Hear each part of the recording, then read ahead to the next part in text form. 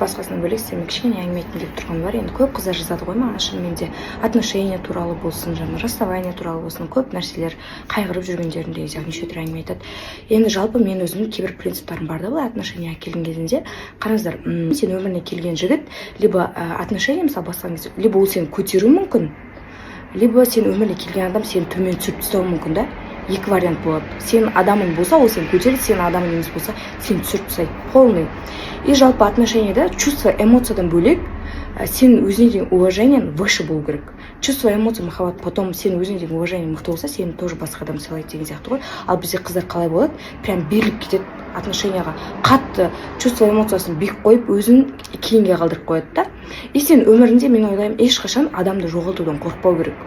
Сен өзіңді жоғалтып алудан қорқу керек сияқты. Сен өзіңді жоғалған моментте сен қасындағы адамның алдында абыройың ешқандай қалмайды. Бізде андай ғой, қыздар отношенияда мен көп байқасам, айтуларына қарағанда, сіздер өздеріңізді кәдімгідей жоғалтып алады екенсіздер. Жігітіңізге жағамын деп, мен сол үшін мынаны істеймін, ананы істеймін, сол арқылы мен оның қасында жақсы болып көрінемін деп, сіздер өздеріңізді жоғалтып аласыздар. И потом уже көздеріңіз бүйтіп роза очки шешілген кезде отырасыздар. Оказывается, мен ол үшін біраз нәрсе жасап тастаппын ғой. Ол мен үшін не жасады деген сияқты уже сіздер ол адамды кінәлай бастайсыздар да, бірақ сіздер өздеріңіз кінәламайсыздар. То, что сіздер өздеріңіздің уважениеңізді ол адам алдына түсіріп тастағаныңыз, чувство, эмоцияға қатты беріліп кеткеніңізді, өзіңізді оны ойламайсыз. Ну, лишь бы бірақ сол адам кінәлі деп уже өкпелі болып өмір сүріп кетесіз дальше. Сол үшін просто адам өміріңізден кетті ма, жай ғана жақсылап қоштасыңыз, ешқандай обида болмасын ол адамға, и сіздің өміріңізге Құдай одан да бір күшті бір нәрсе дайындап отыруы мүмкін. Және де бір нәрсені ұмытпайық, просто өзіміздегі бар нәрсеге шүкіршілік, оған да рахмет деген сияқты рахмет айтуды ұмытпайық. Себебі басқа адамдарға сен өмірін как сказка, бір ертегі сияқты көрінуі мүмкін ғой. Сол үшін барға шүкір, барға қанағат, ал жоқ нәрсе ол алдыңызға келеді деген сөз. Сол үшін менде бүгін сонда бір күшті бір настроениеде отырмын.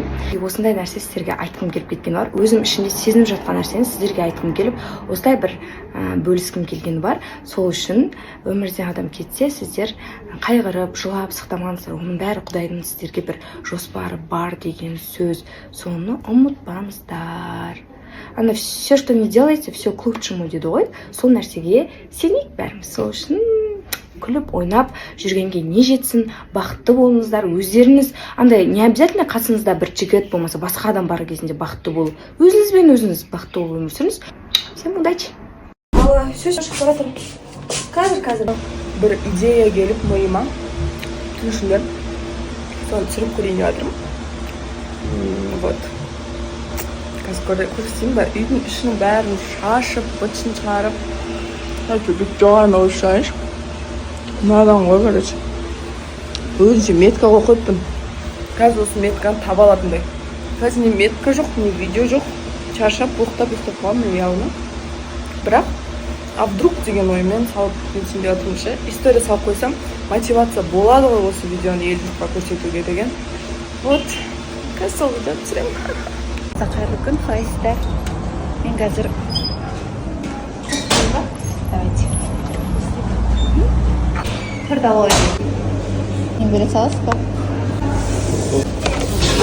Рахмет. Осындай тоқ алдым.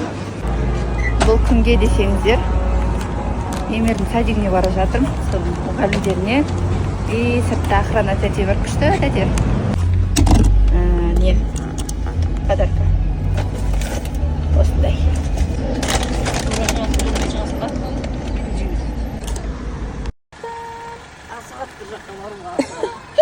Кеттік.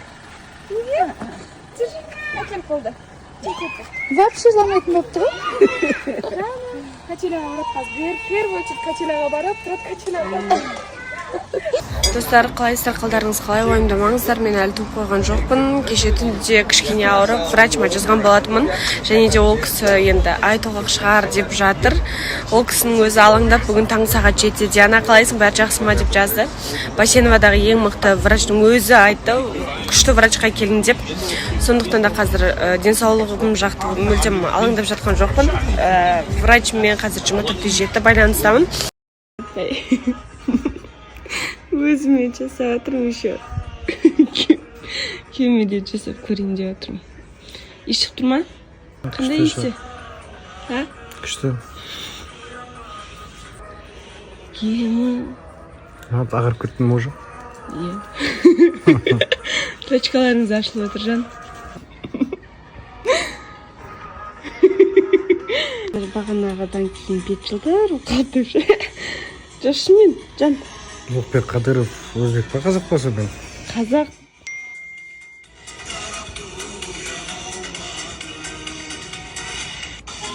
Может. Это какой-си. Иісі қалай?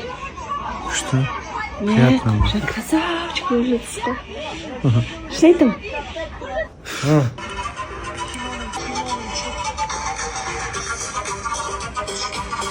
Не есепті ғой.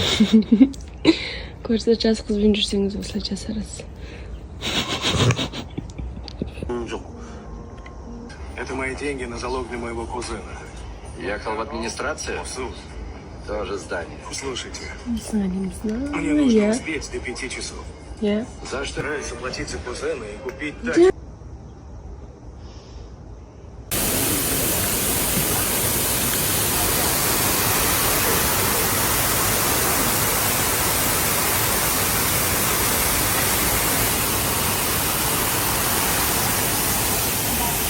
Біз баланс ұстап жүреміз осылайнан.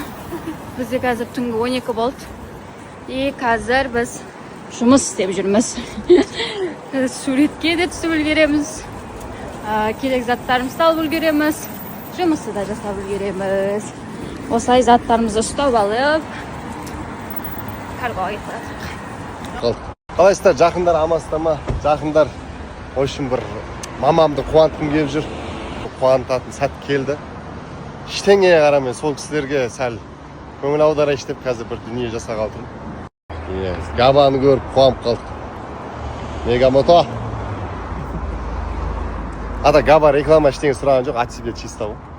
В общем, осылардың біреуін алып берейін деп тұрмын мамаға, Аружанға. Магазинге баратын кезде, анағам, мынаған баратын кезде, реакцияларын көреміз. Анағам, мынаған баратын кезде, короче. Не істемейді да? Мен мазамды, болмаса папамды жұмсап, ананы алып кел, мынаны алып кел демейді. Өздерін, походу қазір нандай аламын ойым ше. Мындай несі бар. Такси ұстайын десек, мына жақ частная зона, короче. Заказ берген такси келмейді екен. Өздерінің таксилары 10 000 теңге дейді мына жерге. Сонымен жұматтанып, жай өтіп барады. Алқысылық етіп, ырсылдап. Мынау деген кәдімгідей спорт болды ғой. Құласа өлетін сияқтымыз да жерден. Анадан келатырық. Біз кешкі ас ішуге күшті жерге келдік. Бұл қандай жер десеңіздер, аңғараңыздар. Осындай өте әдемі жер. Мына жақта Талшын, Нұрғиса, мама. Мен пинапл бердім. Нұрғиса, как всегда, бургер. Жеуге қорқат басқа тамақтарда. Ана жақта деген еді. Кайф жер екен.